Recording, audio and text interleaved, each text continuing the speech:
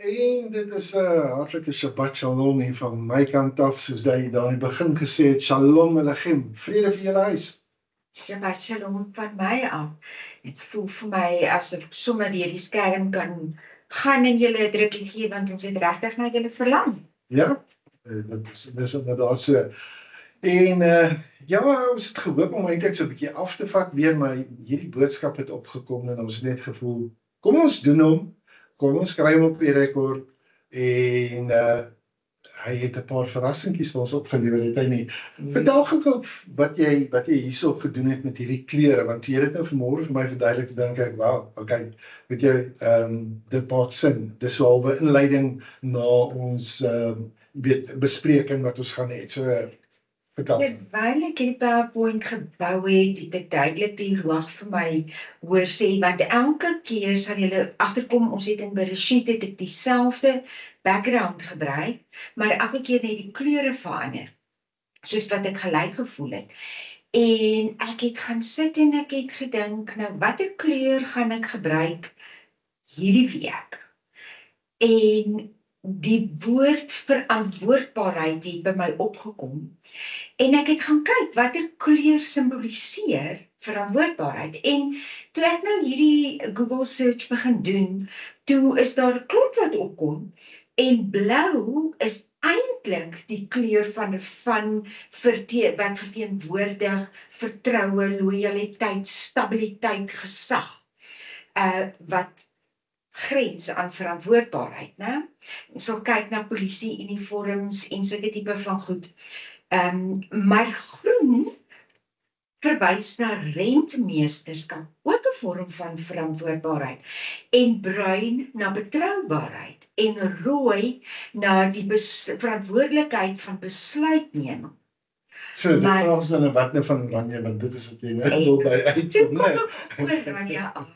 En dit sê dat dit is die gevolge om te aanvaar en die nodige aksie te neem van verantwoordelikheid.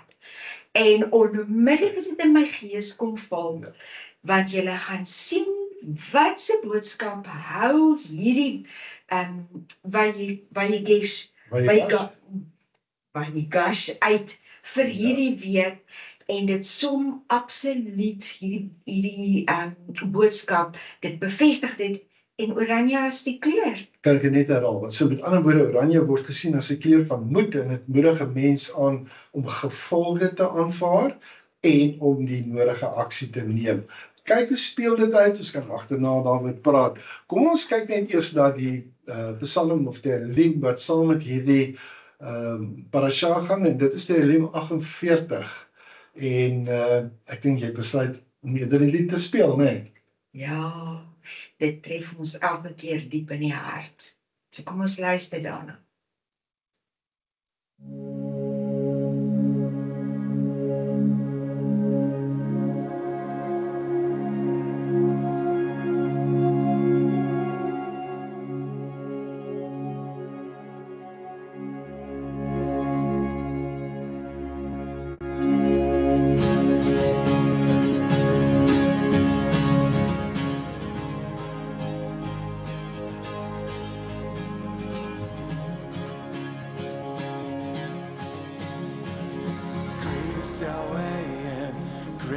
To be praised in the city that bears his name, in the mountain of his holiness. Great is Yahweh, greatly to be praised in the city that bears his name, the city of Elohim.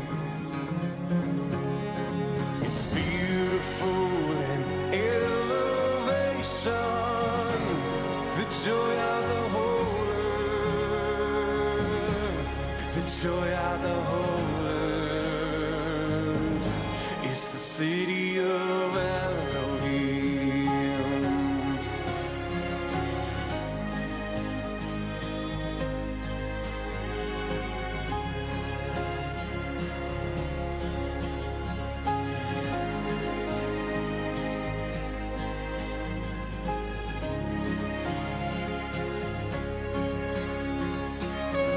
Kings and queens will shake if they try to break her. They will know the anger of Yahweh who saves her. He is a refuge. He is a refuge for the city of Elohim.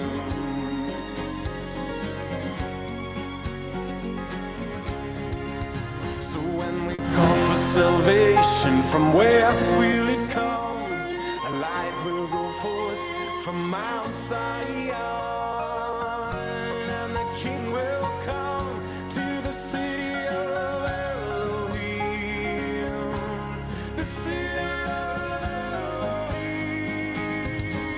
The city of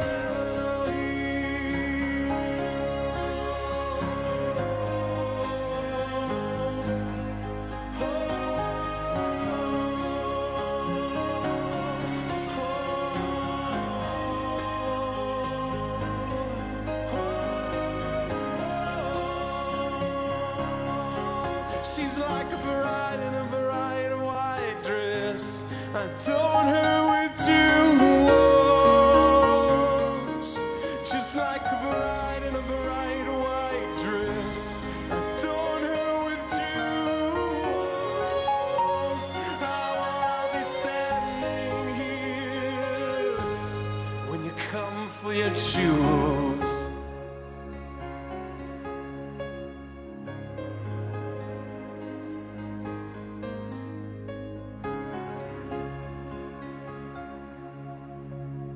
Great is Yahweh and greatly to be praised in the city that bears his name.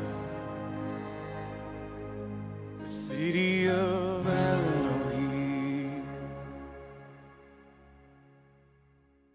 En as jy gaan kyk na jou vertaling in die Afrikaanse vertaling, dan is die opskrif Sion, die stad van ons Elohim. So ons is geneig om te dink is net Jerusalem, maar dis spesifiek word gebruik Sion. Ja, Ja, Sion. en die volheid wat dit alles inhou, né? Ja, absoluut. Ja, ek moet sê ek het amper daarvan het ek in vervoering geraak en begin saam sing. So ek het so Ja, net jy het hierdie stilmaak. plek hier langs die kant gekry. Maar onthou altyd mense, ek sê vir jou net omdat ek nie kan sing nie, beteken dit nie dat ek nie gaan sing. Goed, Vayegash, en hy het nader gekom. Hierso ek het baie om vir jou te vertel oor Vayegash en hy het nader gekom. Vayegash, ja. Weet jy, ek wil vir jou gedeelte net in Engels gee, want obviously as jy na Strongs toe gaan, dan gaan ek vir jou sekere antwoord gee. Dit klink so maklik, jy weet, ons praat hier van en hy het nader gekom en dit praat van Jehuda, spesifiek Jehuda, die man, die vierde kind wat gebore is vir Lea. Jehuda het nader gekom. En ons moet gaan kyk wat dit eintlik vir jou sê. Die woord Vayegash kom van die woord Nagash, the Strongs 5066. En ek gaan vir eers die Engels gee, hy sê to be or to come or causatively bring near for any purpose, as an enemy to attack or to religiously worship, causatively to present, en dan gaan hy daarmee aan. Kom ons vra vir mekaar, wat beteken dit nou regtig? Die Hebreëse wortel Nagash beteken nie net bloot om nader te kom nie. Dit beteken om doelbewus 'n grens oor te steek. Dis 'n bewegingswoord waaraan 'n risiko gekoppel is. So wanneer die Torah hierdie woord gaan gebruik, dan gebeur daar altyd iets beslissends. So die kernbetekenis om nader te tree op 'n manier wat jou posisie, jou veiligheid of jou status kan verander. Dis nie 'n stap vir gemak nie, dis nie iets wat jy doen uit 'n skierigheid uit nie. As jy gaan nader tree, gaan daar implikasies wees. So waarom nader kom hier eintlik misleidend is in die Afrikaanse taal, né? Dit is so sag en so vriendelik en so neutraal en so emosioneel onskuldig. Nee, Nagash is nie sag nie. Dit beteken jy beweeg na 'n mag toe, jy beweeg na 'n gevaar toe, jy beweeg na oordeel toe, selfs jy beweeg na 'n heilige toe. En jy doen dit sonder enige waarborg van die uitkoms daarvan, van jou optrede. Nou, daar's verskillende gebruiksvelde vir hierdie woord van alles wat kom uit hierdie kernidee en ek wil dit met jou deel want dit moet vir jou vertel wat is Jehuda besig om te doen die oomblik wanneer hy nader tree. So die eerste woord wat jy kan gaan kyk daarna of die eerste betekenis is dis waar jy gebruik daai woord in regs of magssituasies. Dit is wanneer iemand voor die owerheid tree, wanneer hy 'n regsaak gaan bring, wanneer hy homself gaan blootstel aan oordeel. Met ander woorde, hy stel homself onder gesag. Jou tweede ene gaan 'n vyandige situasie wees, wanneer jy 'n vyand aanval of dat jy doelbewus tot 'n geveg toetree. Jy tree binne trefafstand. Dis waar Nagash kan inkom. Die derde ene natuurlik gaan 'n beskrywing wees van intieme situasies. Dis 'n eufemisme vir seksuele omgang. Jy tree oor 'n grens wat onomkeerbaar is. Hoor mooi wat ek jou sê. As jy self dan na die seksuele daarvan kyk, dit is ook in die natuurlik op die ander maniere onomkeerbaar. Die oomblik wat jy daai tree neem, onomkeerbaar. Jy gaan dit vorentoe sien. As jy die woord wil gebruik vir godsdienstige of vir heilige situasies, soos wanneer jy wanneer 'n priester of 'n aanbidder voor Jahwe tree, jy nader tot die heilige, die afgesonderde, en jy aanvaar die risiko van onreinheid of oordeel. En dan die vyfde ene wat ek vir jou gaan voorhou is retories of verbale gebruik, is wanneer iemand 'n argument voorlê of 'n saak stel. Jy neem verantwoordelikheid vir wat jy sê. So jy kan sien, hier's een patroon, daar's baie forme, maar dit hou die betekenis in. Ek beweeg nader en ek aanvaar die gevolge. Nou, waarom dit in Vayigash alles verander? Jy sien, want wanneer die Torah sê, en Jehuda het na hom toe genader, dan sê dit nie, Jehuda kom nader om te praat nie, of Jehuda kom, hy wil sy hart uitdruk, of hy wil kom met die een of ander emosionele moed na hom toe nie. Nee, dit beteken, Jehuda tree doelbewus binne 'n magsone, waar hy alles kan verloor. Hy nader 'n imperiale heerser, 'n keiser, of sy gesant dan nou. Hy doen dit sonder enige uitnodiging, hy doen dit sonder enige beskerming, en hy doen dit sonder enige regsmiddel. Hierdie is 'n absolute daad van selfblootstelling. Nou, ek moet vir die taalkundige insig hierso gee, jy moet dit nie mis nie. Hierdie hele aksie wat hy doen is nie 'n emosionele ding nie. Onthou, dit gaan 'n emosionele gevolge hê waaroor ons nie eens gaan praat vandag nie. Want wanneer hy klaar is, wanneer hy gedoen het wat hy doen, dan tref die emosionele die heerser wat Josef is. Nee, wat hy doen is nie emosioneel nie, hy is besig om posisioneel op te tree. Hy is in 'n posisie waar hy in 'n hoek geverf is, en nou moet hy uit daai hoek uitkom. So hierdie hele Vayigash beskryf nie hoe iemand voel nie, dit beskryf eerder waar iemand homself plaas. Hy wat Jehuda is, hy verander nie eers hierdie situasie nie, hy verander sy eie posisie binne hierdie situasie, en dit is waarom alles daarna in beweging gaan kom. So as jy dit in goeie eerlike Afrikaans moet sê, hy wat Jehuda is, hy het nie net nader gestap nie, hy het homself doelbewus binne gevaar geplaas en die gevolge daarvan aanvaar. Nou, ek wil vir jou sê, daar is swak vertalings, en as gevolg van swak vertalings gaan jy swak leierskap kweek. Daarom maak ek 'n punt daarvan om hierdie woord vir jou bietjie meer duideliker te maak. So, wanneer ons Vayigash vertaal is, hy kom nader, of dan vorentree, of vorentoe gaan, dan verloor ons die kern. Hierdie is nie 'n emosionele beweging nie. Hierdie is 'n verbintenis tot 'n moontlike verlies. En dan leer ons mense om te praat sonder om die koste in berekening te bring, om so te voel sonder enige risiko. om leiers te speel sonder dat daar enige opoffering van ons kant is. Die Hebreëus laat dit doeteenvoudig nie toe nie. So kom ons kyk net na laaste harde waarheid hier. Nagash is die woord wat gebruik word wanneer mense sterf, wanneer verbond bevestig moet word, wanneer gesag oorgedra moet word, wanneer 'n identiteit verander. Hou hierdie ene dop, wanneer 'n identiteit verander, wanneer die geskiedenis draai, dis nooit toevallig nie, dis 'n doelbewuste aksie. En nou kom ons eers by die leesgedeelte.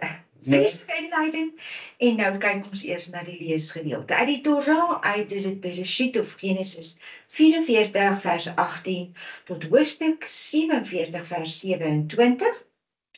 Uit die Haftarah uit is dit Jeheskel of Esegiel 37 vers 15 tot 18. En die Brit Hadashah of die hernieuwde verbond is Maasai of Handelinge 7 vers 9 tot 16. Efesium of Efesiërs 2 vers 1 tot 22. Lukas 24 vers 30 tot 48. Matteus 1 vers 18 tot 25 en dan Filippium of Filippense 2 vers 5 tot 11. Goed, so, ek dink ons het hierdie Is dit ding al klaar 'n mond vol gesê? Een Ons mond het nou nog nie, nou net eers begin. en dit wat nog volg, is so belangrik, want dit handel oor wanneer 'n man na vore tree. Wel, het kan seker 'n vrou ook wees, maar in hierdie geval is dit wanneer 'n man na vore tree. En hy tree voor om wat te doen. Hy neem daai tree vorentoe om autoriteit te neem. Hy neem autoriteit. Toegekende autoriteit is 'n ding wat jy maklik kan ontsnap. Maar wanneer jy self die besluit neem om hierdie handeling te neem, om daai autoriteit te neem, dit is waar die verskil in kom. Jehuda handel alleen. Hy handel doelgerig. Hy handel opsetlik. Hy wat Jehuda is, hy begin optree soos 'n man wat weet waar hy verkeerd opgetree het. Kan ek net 'n oomblik myself in die rede val? Hy is die een wat verkeerd opgetree het en gesê, kom ons verkoop vir Josef, so 'n parasha of 2 gelede, né? Hy weet waar hy verkeerd opgetree het en hy gaan nou verantwoordelikheid neem vir sy optrede en hy gaan doen wat nodig is om reg te maak. En hierdie is wat ek en jy moet leer is, wanneer ons moet doen wat nodig is om reg te maak. So behalwe dat die posisie waarin hy hom nou bevind, is hy eintlik in 'n baie benarde posisie, want kom ons kyk net 'n bietjie na die konteks wat hierdie parasha dan nou vooraf gegaan het. Nee, ons het nodig net om na die vorige parasha te gaan, sodat hierdie is nog steeds alles deel van Bereshit 44, maar hierdie parasha begin in vers 18. Kom ons kyk net wat is die inhoudelik van vers 5 af, dink ek. Kom ons kyk net wat gebeur hier. Dis die situasie waar die beker in Benjamin se sak geplant is. Lees wat ons hoor. Is dit nie die ding waaruit my meester drink en waarmee hy altyd waarneem nie? Julle het verkeerd opgetree met wat julle gedoen het. En hy het hulle ingehaal en hierdie woorde aan hulle meegedeel. Toe sê hulle vir hom, waarom praat my meester sulke woorde? Dit is ver van u dienaars om so iets te doen. Kyk, geld wat ons bo in ons sakke gevind het, het ons uit die land Kenaan aan u teruggebring. Hoe sou ons dan silwer of goud uit die huis van die meester kan steel? Daardie een van die dienaars by wie dit gevind word, moet sterf, en ons sal ook my meester se slawe wees. Toe sê hy, nou goed, laat dit wees soos julle gesê het. Dis nou Josef van die woord, hè? Daardie een by wie dit gevind word, is my slaaf, maar julle sal vry wees. Daarna het hulle gou elkeen sy sak op die grond neergeset en elkeen sy sak oopgemaak. En hy het gesoek. Hy het begin by die oudste en opgehou by die jongste. En die beker is in Benjamin, die jongste, die sy sak gevind. Toe skeur hulle hul klere en elkeen laai sy esel en hulle gaan na die stad terug. Staan net vir my 'n oomblik daar. Ek wil hê jy moet gou net kyk. Dis alweer Rachel se kind wat hier is, die tweede kind wat op die spel is hier. Die derde ding, of die tweede ding is, toe skeer hulle klere. Dis 'n teken van rou. Hulle weet wat is die implikasie en die belofte wat hulle aan Jakob gemaak het, toe hulle vir Benjamin ook afgebring het. Kan ek net vir jou sê, jy gaan prentjies sien, dit lyk asof hy hierdie jong seentjie is, maar jy moet weet, 22 jaar het al verloop, sedert Jakob vir Josef gesien het. So dit beteken, dat Benjamin moes ten minste 22 jaar plus gewees het. Hou dit net in gedagte. Vat hom net vir my so klein bietjie verder. En Jehuda het saam met sy broers in die huis van Josef gekom, terwyl hy nog daar was, en hulle het voor hom neergeval op die grond. En dan in die drome, né? Daar doen hulle dit. Daarna sê Josef vir hulle, wat is dit nou wat julle gedoen het? Weet julle nie dat 'n man soos ek dit ongetwyfeld moet waarneem nie? En Jehuda antwoord, wat kan ons aan my meester sê? Wat kan ons praat? En waarmee kan ons regverdig? Elohim het die ongeregtigheid van u dienaars uitgevind. Kyk, ons is my meester se slawe. Ons sowel as hy by wie die beker gevind is. Maar hy sê, dit is ver van my om dit te doen. Die man by wie die beker gevind is, hy sal my slaaf wees. Maar trek julle in vrede op na julle vader. So hier is nou die agtergrond, die setting, nee, hier is picture the scene waaroor hierdie hele ding gaan. Maar jy gaan sien dat die toekoms van 'n nasie verander met net een tree na vore. Kyk mooi. In Bereshit 44 vers 18, toe kom Jehuda nader na hom en sê, So dis nou waar Vayigash inkom, né? So jy gaan, en ek wil hier met my baie mooi hoor, wat ek vir jou sê, Vayigash is nie 'n storie oor vergifnis nie. Dis nie 'n storie oor trane nie, dis nie eers 'n storie oor Josef nie. Dis 'n storie oor die presiese oomblik wanneer 'n man ophou wegkruip agter vrees, wanneer hy ophou wegkruip agter geskiedenis, wanneer hy ophou wegkruip agter 'n verduideliking. Dit is die oomblik wat hy vorentoe tree om verantwoordelikheid op te neem. Op hierdie huidige stadium praat almal. Nee, jy weet, almal wonder hoe hierdie goed gebeur. Almal reageer, almal verduidelik, maar niks van die feite verander nie. Daar's net een woord wat die hele koers van Israel verander. Vayigash. En hy het nader gekom. Jehuda wag nie om uitgenooi te word nie, hy vra ook nie om genade nie. Hy nader die tweede magtigste man op aarde, dis nou Josef, wat hy nog nie weet is Josef nie. Hy is die tweede magtigste man op aarde in daardie tydsvlak, met die wete dat dit om alles kan kom. Hy doen dit in hierdie magtige man se huis, sy domein, sy hofsaal. Hierdie parasha gaan nie oor versoening nie. Versoening is die resultaat, nie die oorsaak nie. Die saak wat nou hier ter sake is wat maak jy met verantwoordelikheid wanneer jy onder hierdie tipe bedreiging is? Jy sien, meeste mans wil invloed hê sonder enige blootstelling. Hulle wil gesag of autoriteit hê sonder dat daar enige risiko vir hulle daaraan verbonde is. Hulle wil 'n leierskapsposisie hê, maar hulle wil geen plaasvervanging doen nie. Ek gaan dit nou vir meer verduidelik, wat bedoel ek daarmee? Hoekom is dit nodig vir 'n substitusie? Weet net dat dit is presies wat Jehuda gaan doen, 'n substitusie. Hierdie soort leierskap wat ek nou van gepraat het, waar mans nie die verantwoordelikheid en die risiko en dies meer wil neem nie. Dis leierskap wat instruksies gee, dis leierskap wat beloftes maak, wat gevolge allokeer. Hulle verg allerhande opofferings, sacrifices van jou, sonder om persoonlik die koste te absorbeer wanneer dinge verkeerd loop. Nee? It's an authority that speaks from safety. Maar wat is die werklike substitusie of die plaasvervanging waarvan ek praat? Wat beteken dit vir ons in Torah terme?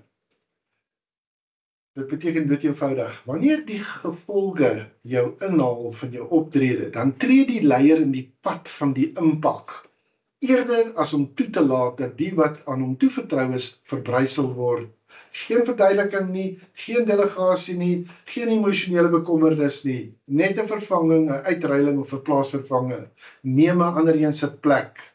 Jy sien, neem daai persoon se plek. Ja, neem die persoon, die verantwoordelike persoon se plek in, weet jy, dit laat my altyd dink in die dae, die regsdae, waar ons die sê ding gehad het van, jy kan jou pligte delegeer, maar nie jou verantwoordelikhede nie. Hy neem sy verantwoordelikheid op, hy sê nie, hy wat Jehuda is, hy sê nie, kan ons appelleer nie, kan ons hierdie saak verduidelik, kan ons onderhandel oor voorwaardes, nie, hy sê, neem my eerder, die klem op my, dis plaasvervanger, dis substitusie. Jy sien, om te weet wat hy eintlik doen, het jy ook nodig om te kyk, hoe lyk hierdie substitusie? Hoe lyk leierskap sonder daai substitusie? Jy sien, in vandagse terme sal ek en julle vir mekaar kan sê, dit is vaders wat gehoorsaamheid eis, maar hulle verdwyn wanneer die huishouding in mekaar stort. Dis byvoorbeeld leiers wat 'n sekere visie vir jou voorhou, maar hulle self dra nooit die gevolge daarvan nie. Dit kan wees mans wat beskerming beloof, maar hulle kontrakteer daai pyn uit. Dit kan owerhede wees wat sê ons gaan dit regmaak, terwyl ander betaal vir die mislukking van die owerheid. Hierdie soort van leierskap is altyd vol praatjies, het altyd goeie redes, het altyd goeie bedoelings. Maar dit dra nooit die littekens van dit self doen nie. En nou vra ek jou, maar waarom verwerp die Torah dit? Jy sien, die Torah kroon nie die man wat eers gepraat nie. Dis gaan nou vir jou wys wie dit was. Dit kroon die man wat in die bresse tree. Dis so 'n mooi Afrikaanse term, né? In die bresse, in die gaps staan. Ons praat so maklik uit. In die bresse tree vir iemand anders. Hy gaan instaan vir die ander. Reuben, in ons vorige parasha, het ons gesien, hy praat. Maar Jehuda is die in die bresse tree persoon.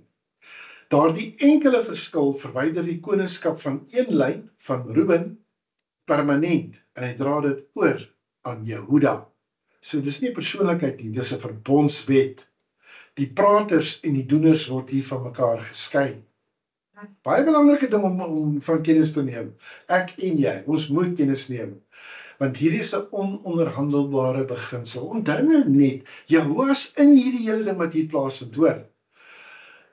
As jou posisie van leierskap jou nie iets persoonlik kos nie, dan is dit nie leierskap nie, dis beheer. En wanneer dit gebeur, dan sal die substitusie 'n bewys wees van legitimiteit. Ek sukkel baie keer met daai woord. Gaan oor wettigheid, oor geldigheid. Sonder dat dit jou as leier iets kos, né, gaan die gesag wat jy uitoefen tirannie word.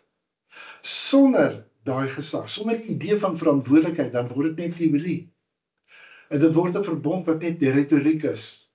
Maar Vayigash dra op een enkele as, nie op emosie nie, nie op versoening nie, nie vergifnis nie. Nee, net dood eenvoudig. Wie gaan die prys betaal sodat die toekoms kan oorleef? En totdat daai vraag ook beantwoord is, beweeg daar net my niks nie. Maar Jehuda antwoord dit. Die geskiedenis wat in die land van Israel toegesluit was vir 22 jaar, dit word nou hier in Mitzrayim, in Egipte word dit ontsluit. Daai fantasie van praat en dit gaan vir jou dinge doen, dit sterf net daar in Vayigash. So as jy emosioneel na hierdie parasha luister, gaan jy dit mis. As jy luister na verbondsfeite, gaan ek jou konfronteer. En jy gaan gekonfronteer word. Ons is steeds by die beginsel van toe Jehuda nader gekom. Sy optrede was nie emosie nie. Dit was 'n konfrontasie. So kom ons kyk net vir 'n oomblik die fokus na waar bevind Jehuda en sy broers hulle regtig. Hulle bevind hulle in 'n keiserlike hof. Hulle bevind hulle in 'n plek van absolute gesag. Vir hulle is daar geen wetlike beskerming nie. Een verkeerde woord wat deur een van hulle gespreek word, kan onmiddellik lei na slawerny of dood. So met hierdie in gedagte, kom ons vernietig net gou-gou 'n paar aannames. Weet, ons lees hierdie vers asof Jehuda in 'n sitkamer ingestap het. Dis 'n fantasie. Hy staan vir die tweede magtigste man op die aarde, 'n man wat kos, dronk en teregstellings beheer. Dis die Egiptiese hof. Daar's nie 'n behoorlike proses nie, daar's nie appel nie, is nie 'n Torah hof nie, is nie 'n bydin nie, daar's nie broederskap nie.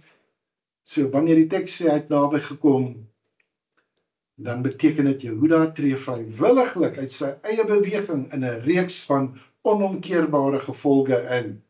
Dis nie dapperheid nie, dis 'n berekende blootstelling. Jehuda weet nie op hierdie stadium Josef is sy broer nie, wat hier voor hom staan nie. Sover hy weet, konfronteer hy 'n vreemde heerser, wat hulle reeds een keer ingeloop het, onthou jy met die geld wat die vorige keer in hulle sakke gevind is, né? Nou kom ons kyk net na 'n baie belangrike insig. Meeste mans trek terug as die mag waarmee hy te doen het onduidelik is. Maar Jehuda, hy vorder, hy gaan vorentoe, want vir hom is die krag baie duidelik. Dis vir hom die verskil tussen 'n impuls en 'n leierskap. 'n Leier stree na vore, wetende presies wat dit is wat hulle kan verloor. Hierdie is 'n kritieke punt wat my aanbetref vir 'n verbondskind. Niks in hierdie oomblik dwing Jehuda om te praat nie. Stilte sou hom ook waarskynlik gered het. Maar hy kom by daai kritiese plek waar jy besef dat jy en jou geselskap se selfbehoud is op die spel. En jy gaan jou eie selfbehoud moet opoffer. Dit is daai plek wanneer jy dit opoffer waar jy jou verantwoordelikheid begin opneem. En dis ook waar jou selfbehoud eindig. Kom ons kyk 'n bietjie na 'n moderne spieël hiervan. Hoeveel mans bly stil? Want om vorentoe te tree is sy reputasie, sy gemak en sy beheer kos. Vir jou is dit wysheid. Maar die woord kyk anders daarna. Dis 'n terugtrekking van die verbond. So waarom maak jy die saak? Jy sien, al hierdie maak saak wanneer dit herformuleer Parasha Vayigash as inisiatief onder bedreiging. Die idee van 'n emosionele versoening is 'n verkeerde interpretasie en dit sterf eintlik 'n baie vinnige dood hier. Die opstelling van Jehuda as die hoofkarakter word hier gedoen, nie Josef nie. Ons neig om te kyk, Josef, nie Josef, ek is Josef. Ons kyk daarna, maar nie wat hierdie gedeelte van Vayigash aanbetref nie. Hierdie bring vir Jehuda na vore. Dis belangrik hierdie, want dit gaan die volgende 4000 jaar 'n rol speel. So, Jehuda word die ware hoofkarakter hier. So kom ons wees nou net duidelik oor wat Jehuda eintlik wag, want as jy dit nie verstaan nie, sal jy nooit verstaan waarom na hierdie gesprek Josef breek nie. Kom ons verstaan dit. Ek wil vir sê hou op om Vayigash te romantiseer. Hierdie is nie 'n familieoomblik nie. Hierdie is 'n regskonfrontasie binne 'n keiserlike ryk. Dis 'n keiserlike hof, nie 'n sitkamer nie. Ek het dit nou al gesê. Hier is nie vir jou 'n regsproses wat jy op kan staatmaak nie, dan is ook nie vir jou appel nie. Hierdie is 'n regsproses wat hulle sê wat dit is, nie wat jy sê nie. En weer eens, kollektiewe of gesamentlike aanspreeklikheid van al die broers is hier op die tafel. En dis in hierdie scenario wat Jehuda in daai dodelike risiko instap. Die oorlewing van die verbond met Abraham, Jitsak en Jakob is nou hier op die spel. En as jy voel dit gaan hier oor vergifnisgevoelens, dan dink ek jy mis 'n bietjie die Torah. So die meeste mense lees Vayigash soos 'n sagte herenigingstoneel. Oeg, so mooi. Maar dit gee vir jou 'n bietjie van 'n skewe beeld, want as jy nie dieper gaan lees nie, gaan jy 'n valse prentjie kry. En daai valse prentjie beïnvloed 'n mens tot oppervlakkigheid. En dit lewer vir ons swak mans op. Hierdie oomblik gebeur nie in 'n huis nie. Dit gebeur in die masjinerie van 'n ryk, 'n keiserlike ryk. Dit gebeur in die masjinerie van 'n staatsmasjien. Hy is nie besig, hy wat Jehuda is, hy spreek nie sy broer Josef aan nie, want hy weet dit ook. Hy spreek 'n Egiptiese heerser aan met 'n wat 'n absolute beheer of gesag oor sy lewe het, oor sy vryheid het en die kos wat hy gaan eet. So wat is dit wat dit in werklike terme vir ons gaan beteken? Dis 'n hofomgewing, nie 'n verhoudingsomgewing nie. Farao se stelsel gaan oor orde, mag en afskrikking, geen genade. Genade is nie ingebou nie. Hierdie stelsel skuld niemand 'n verduideliking nie. Maar is dit nie maar vandag se omgewing waarbinne ons beweeg nie. Hierdie mans, dis nou Jehuda en sy broers, hulle is buitestanders, hulle het nie regsbevoegdheid nie. Ja, hulle kan nie aanspraak maak op regverdigheid nie. Daar's nie 'n buitdien of 'n Torah wet wat hulle hier kan help nie. Hulle kollektiewe optrede is op die tafel. En al word net een man daarvan beskuldig, kan die hele groep gestraaf word. Want dis hoe hulle in keiserlike ryke werk. Hulle bewaar en beskerm nie 'n individu nie, hulle behou beheer.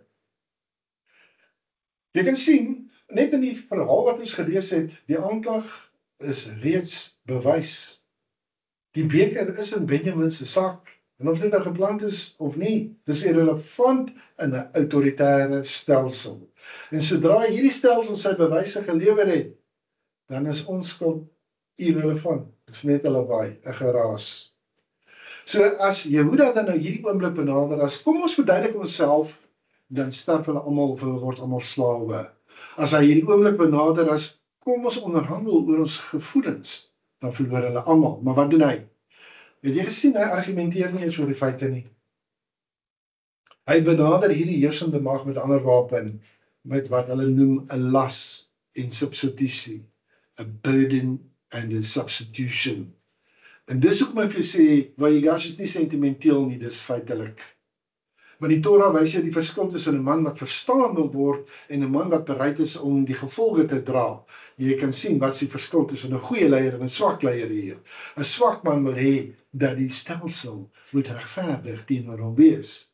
'n Sterk man is vertroud met die verbond en vra, wat moet ek doen? Watter las, watter burden moet ek dra sodat hierdie verbond kan oorleef? Soos jy aanhou, maar dit is 'n vergifnisverhaal te leer, gaan jy mans groot maak wat dink volwassenheid is emosionele sagtheid. Nee, doen nou nie. Jy moet jou verbondsverantwoordelikheid opneem en dit is jou deel. Die volwassenheid wat die Torah van Jehovah van jou gaan verg, is die vermoë om in 'n onregverdige situasie te staan en steeds jou verbondsverantwoordelikheid te kan kies. Vayigash is 'n oorlogsone. Dis 'n oorlogsone realiteit, letterlik.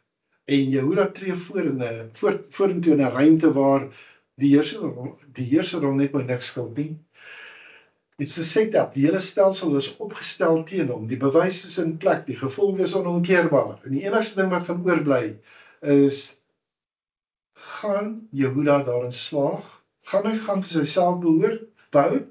Of gaan hy die toekoms van die verbond verseker?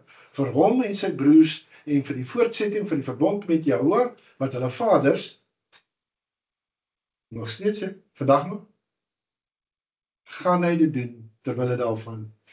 Maar jy guys weet dat die versoening nie net deur emosie bereik kan word nie. Dit word bereik deur 'n man se diep verantwoordelikheid wat hy aanneem, sodat die toekoms kan verskuif en in plek kan bly. En dit gaan ons nou sien is hoekom Josef breek, nie vanweë trane nie, maar omdat hy by sy broers uiteindelik iemand sien wat leierskap opneem.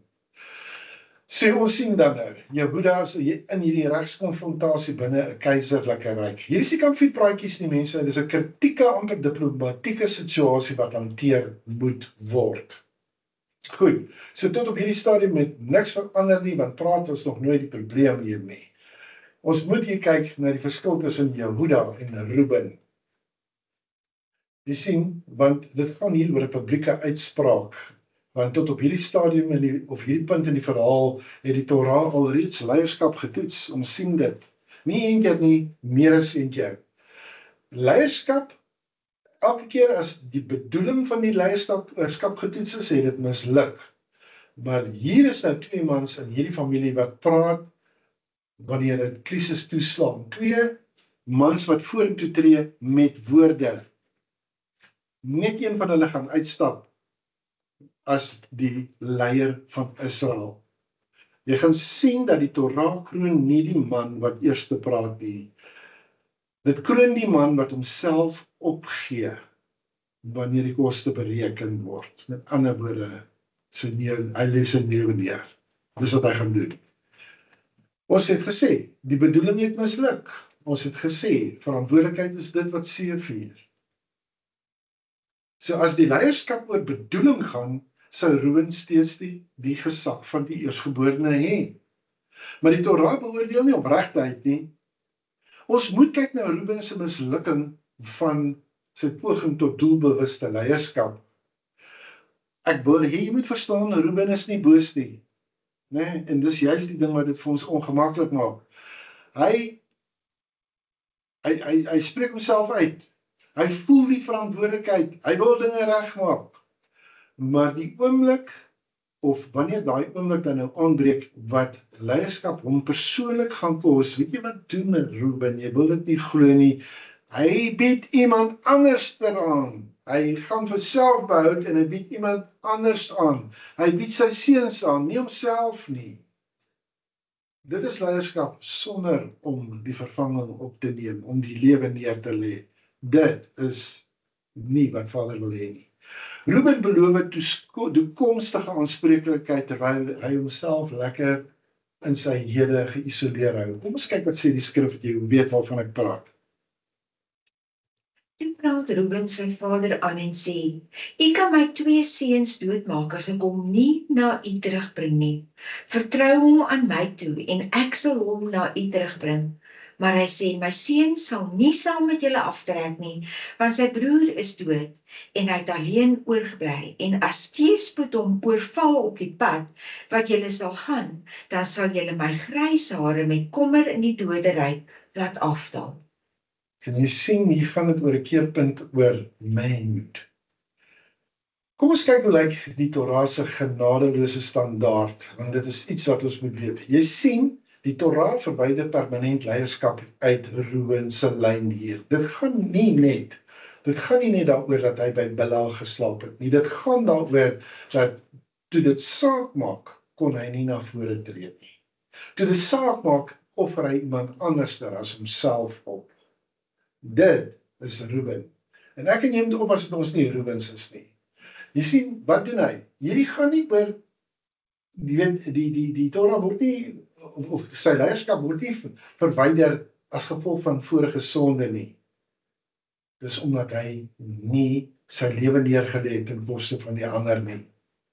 Met ander woorde, kom ek sê vir jou op 'n ander manier, jy weet, leierskap, as jy nie bloei nie, is dit nie leierskap nie. Ruben is ingestel op selfbehoud, hy sê sy seuns opgee, nie homself nie, hy is nie bereid om self te bloei nie.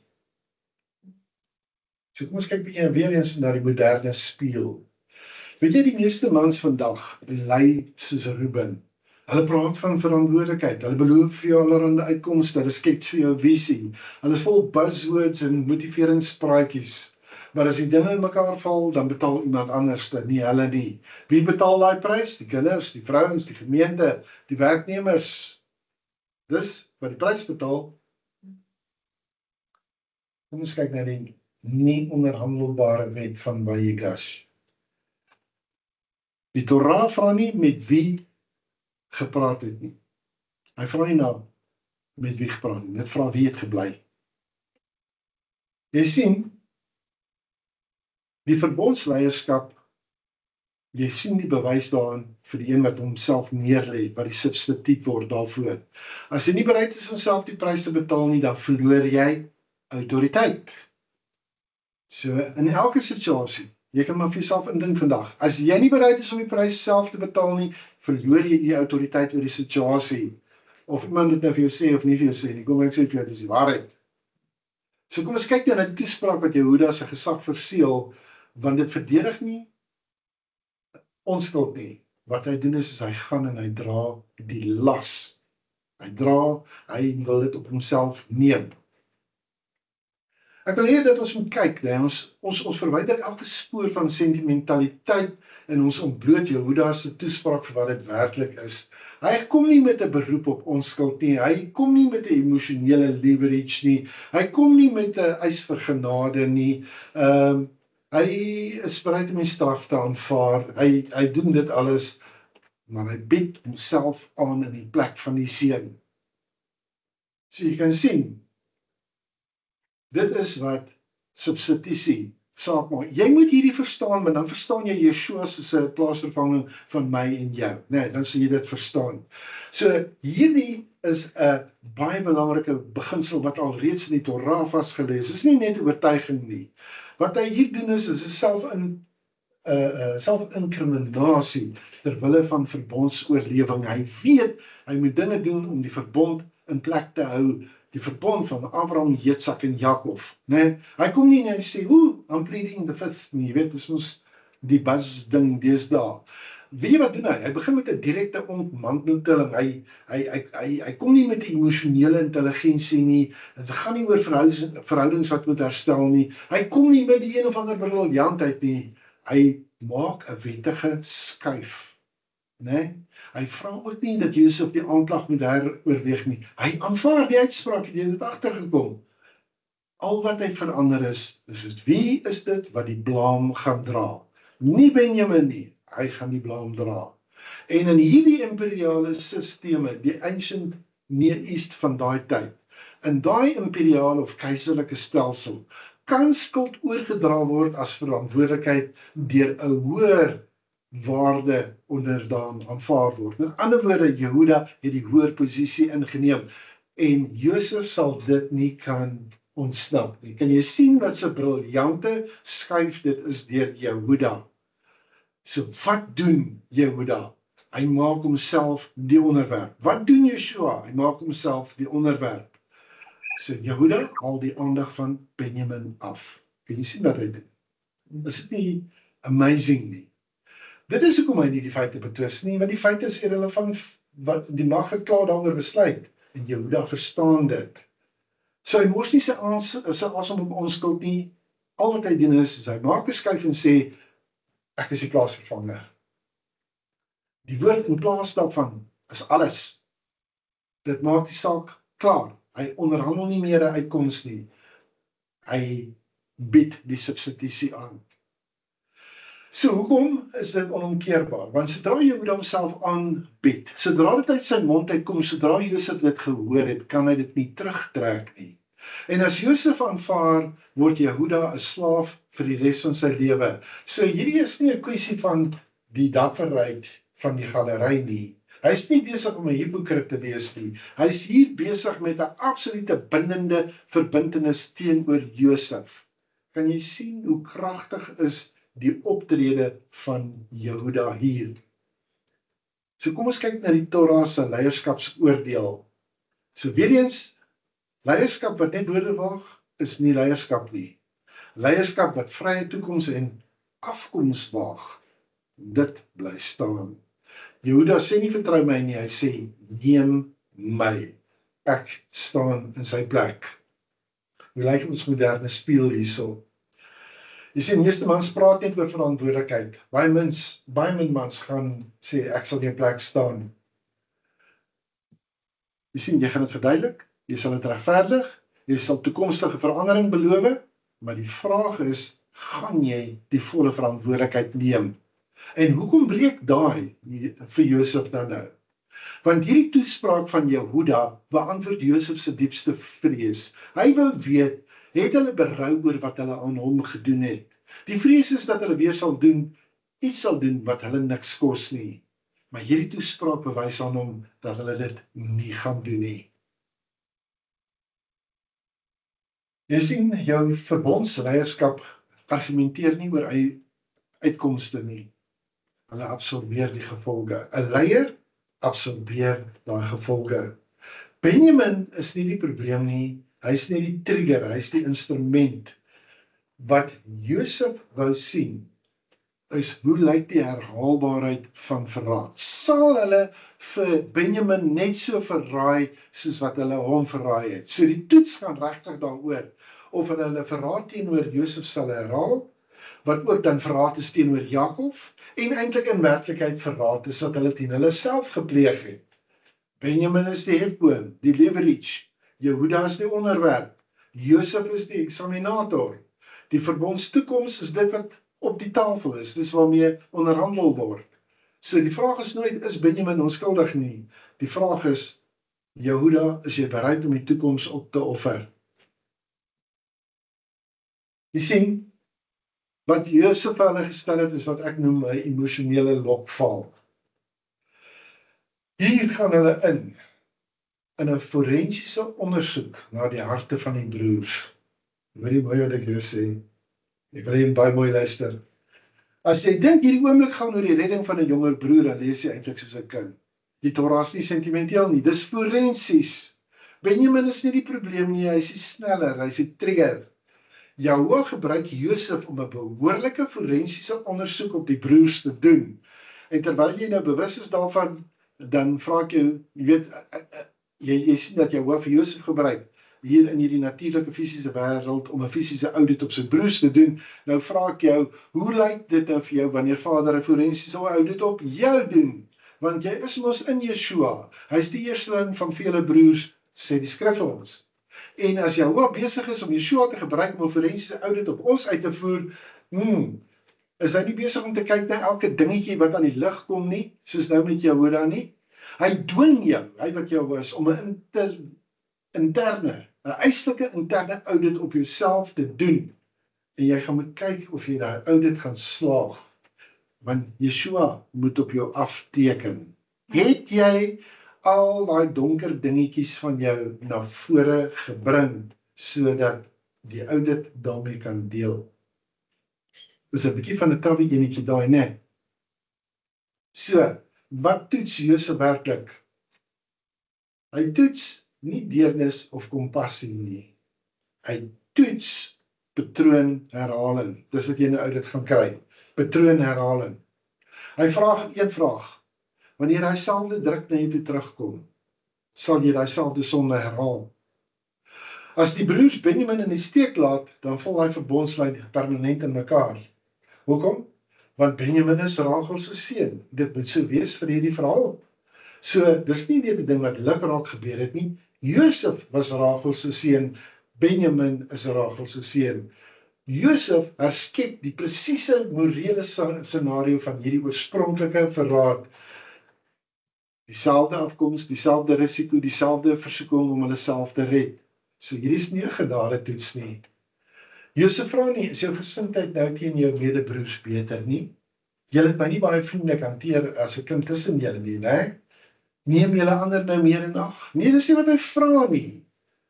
Hy vra eintlik letterlik, is julle nou veilig? Het dit wat julle gedoen het, julle in 'n veiliger posisie geplaas? Want ek sê vir jou, as jy genade ontvang het, sonder dat daar 'n transformasie by jou plaasgevind het, dit vernietig families. So julle het 'n kans op genade, maar is die transformasie daar? Weet jy wat, dit word vandag nog van my en jou gevra. Jy kan nie net op genade trein wil ry en nie wil transformeer nie. Vader vra vir jou, deur Yeshua transformeer. Nee, jy moet jouself as 'n lewende offer gee. Jy moet transformeer. Dis presies wat van Jehuda hier gevra word, and he's answering the call. Ek en jy moet ook. OK. Goed. So, jy verstaan nou waarom Benjamin bedreig moet word, want hy is mos nou besig met hierdie forensiese ondersoek. Jy kan nie berou toets sonder dat jy nie daai gevolge herskep nie. Met ander woorde, jy create dieselfde scenario. Woorde is maklik, vergewe, né? Ja, woorde is goedkoop, maar die situasie gaan die waarheid ontbloot. Jy's nou in daai situasie, hoe gaan jy dit hanteer? Josef wil nie belofte sê nie, hy wil bewys sê, hy wil verandering sien, en ek sê vir jou, dit is wat Yeshua van my en jou ook verg, vandag, nog. So die verbond, diagnostiek, so 'n groot woord daar so, wat beteken dit? Wat is die simptome van die verbond nog steeds daar? Is al die karaktertrekke van die verbond nog daar? Want jy sien, ons moet hieruit sien dat as Benjamin verlore gaan, hy word 'n slaaf van hierdie Egiptiese heerser, dan oorleef die familie net biologies, maar die verbond is daarmee heen. En dit sal beteken dat die toekoms op dieselfde lafhartigheid van die kinders van Israel gebou sal wees. En daardie toekoms is totaal onaanvaarbaar.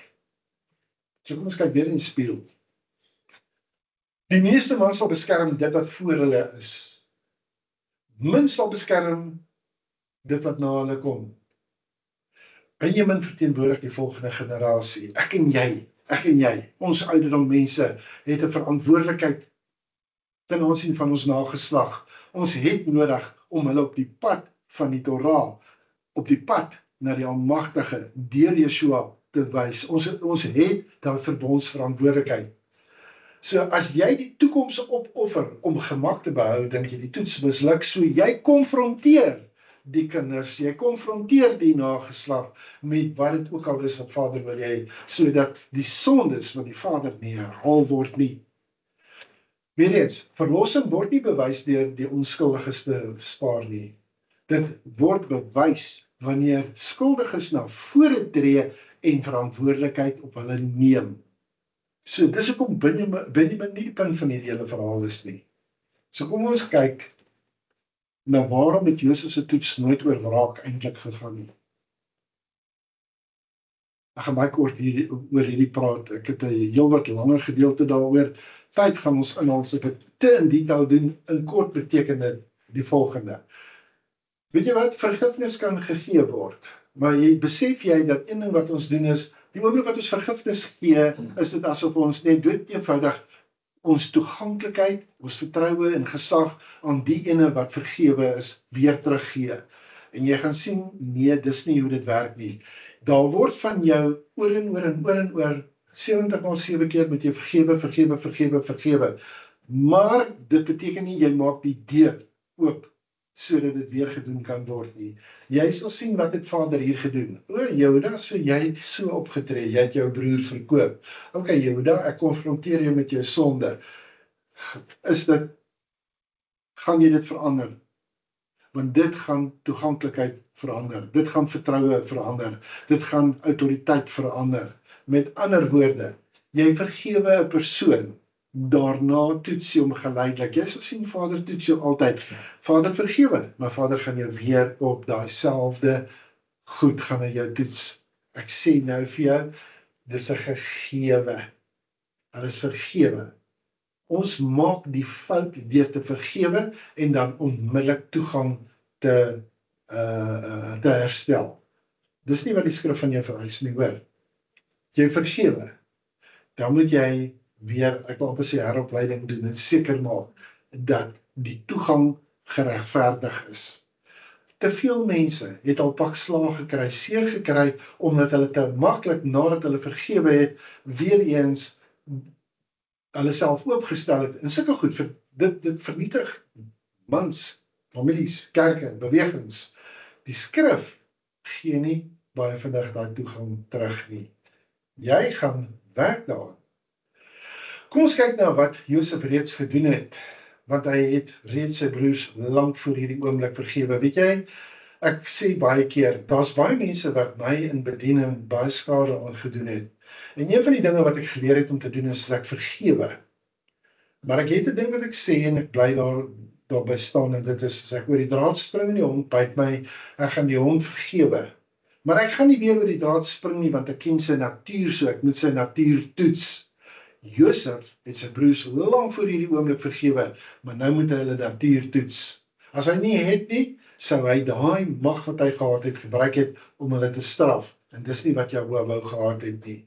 So, vergifnis beteken nie dat die vertroue is nou herstel nie. Vergifnis is 'n morele daad, vertroue is 'n baie strategiese besluit. Ons word beveel om te vergewe, maar vertroue is voorwaardelik. Ek sê nou vir jou, moenie daai twee verwar nie.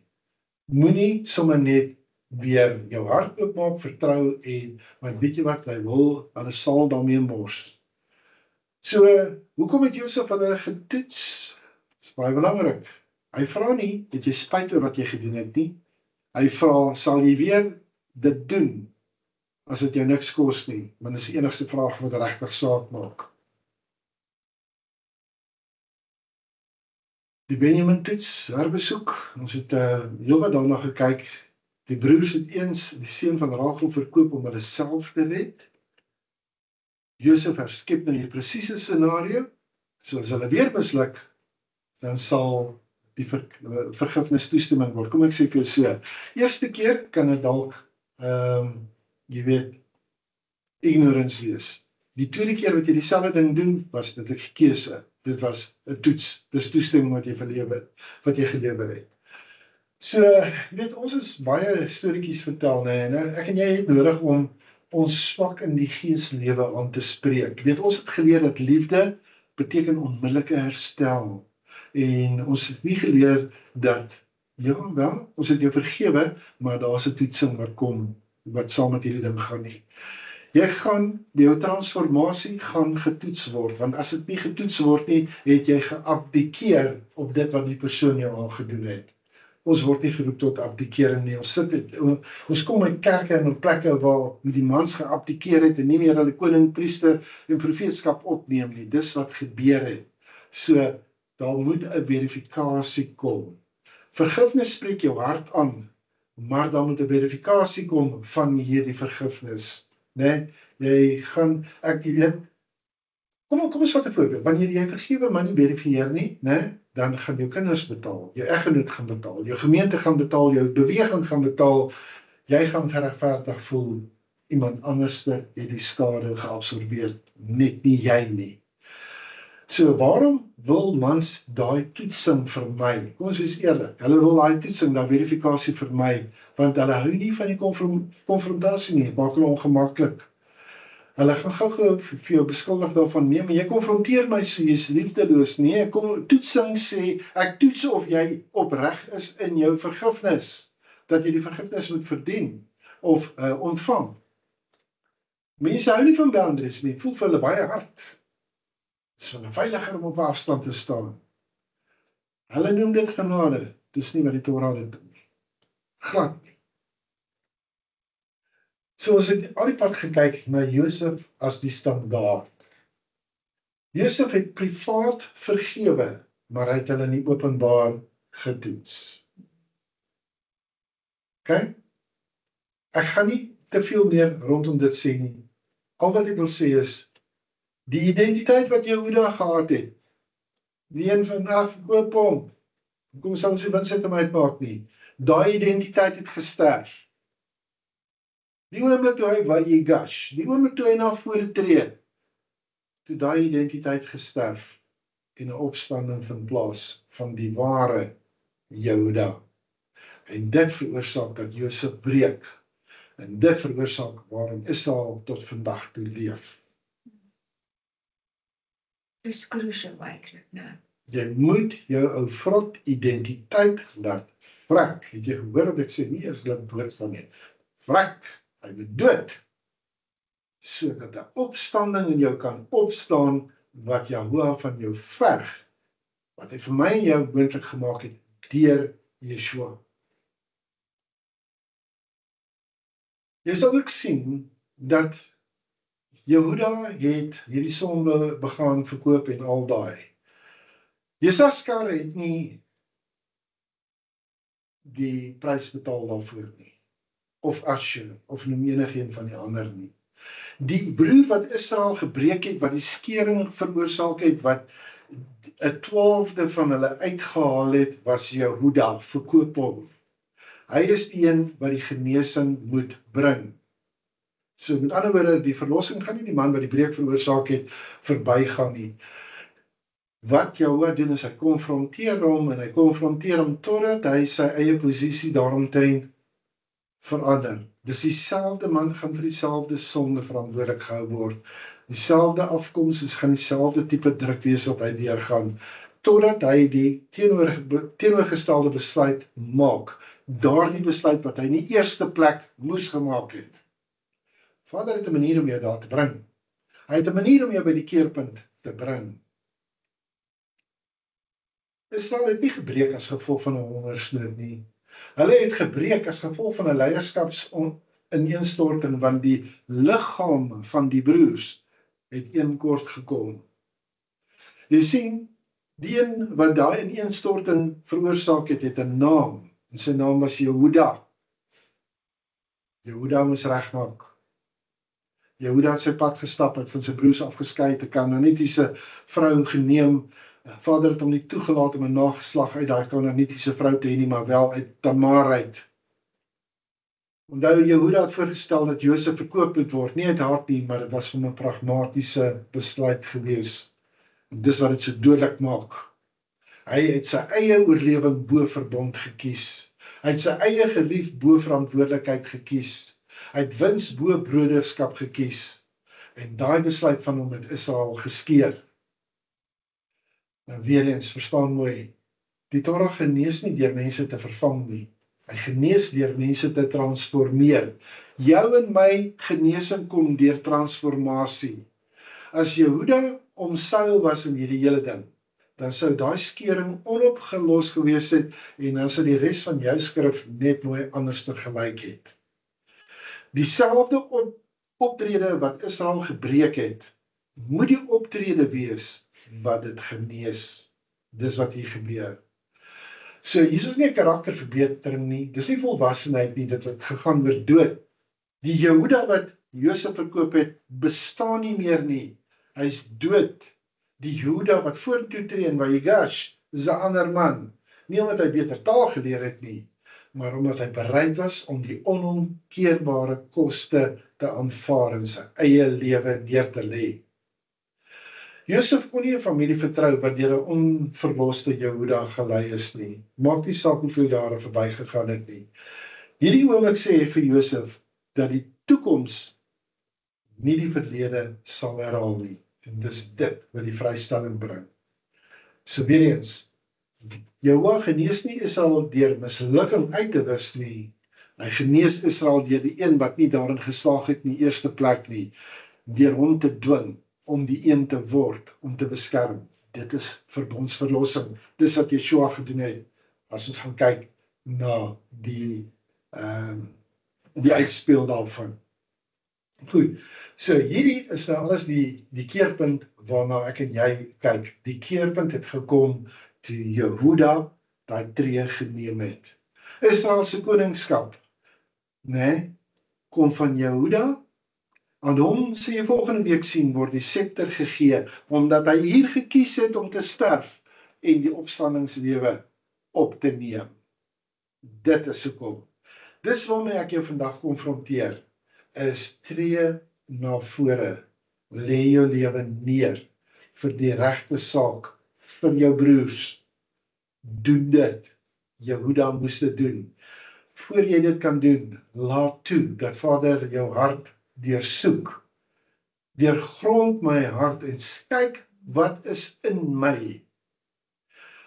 Ondersoek my om te kyk wat misleiding in my is, sodat ek daarmee kan deel. Ek gee u, Vader, die reg om dit te kan doen, sodat ek u beter kan dien. Jehuda kom daarna Vader beter dien.